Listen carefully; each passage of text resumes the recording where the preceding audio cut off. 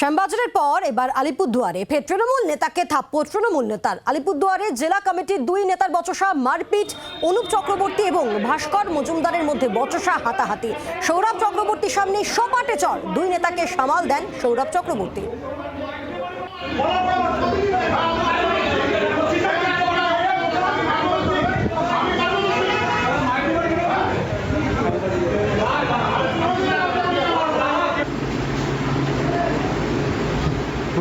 গালে শুধু লাগেছে না।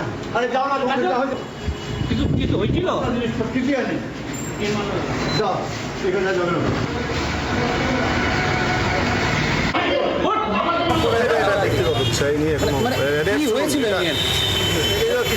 এটা কি অন্তর্দ্বন্দ্ব, দলের অন্তর্দ্বন্দ্ব কলকাতায় যাওয়া নিয়ে? না না, এটাই ব্যক্তিগত বিষয়টা। বাংলার আওয়াজ, বাঙালির আবেগ, জি 24 ঘন্টা।